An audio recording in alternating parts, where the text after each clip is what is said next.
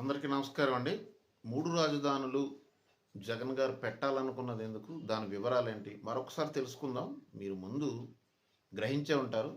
ఆ రోజులు ఎలాంటివి అంటే జగన్మోహన్ రెడ్డి గారి పాలన చూశారు. బెటర్ దెన్ పాలన మళ్ళీ ఎలాగుంటదనే ఆలోచనతో ఉండుంటారు.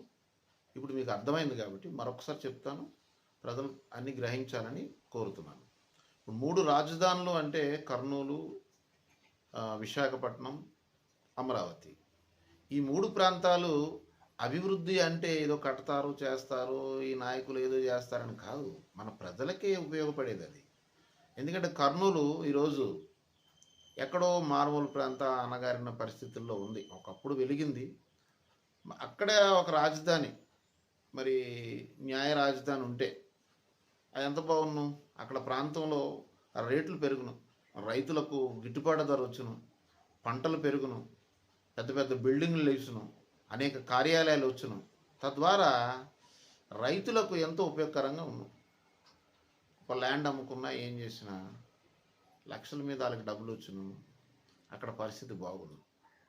విశాఖపట్నం ఆల్రెడీ డెవలప్ అయింది.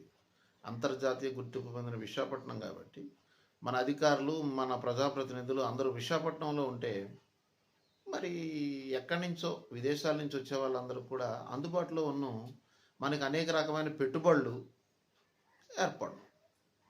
మరి అమరావతి ఈరోజు చిన్న వర్షం వస్తే మునిగిపోతుంది.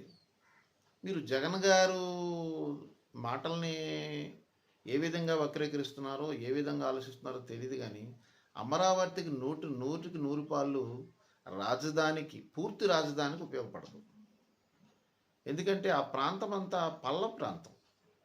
అక్కడున్న రైతులకు ఆదుకుంటామని చెప్పేసి రైతులకి ఏది ఇచ్చింది లేదు ఇప్పటి వరకు. రైతులు భూములు కొనుక్కొని ఈరోజు రియల్ ఎస్టేట్ బిజినెస్ చేసే కార్యక్రమంలో ఈ ప్రజాప్రతినిధులంతా ఉన్నారు. ఒక నిజ నిర్ధారణ కమిటీ కూడా వేశారు. ఆ కమిటీ కూడా అదే చెప్పింది, ఇక్కడ రాజధానికి పనికిరాదని. ఇప్పుడు చెప్పండి, 3 రాజధానుల వల్ల మనకు ఉపయోగమా కాదా?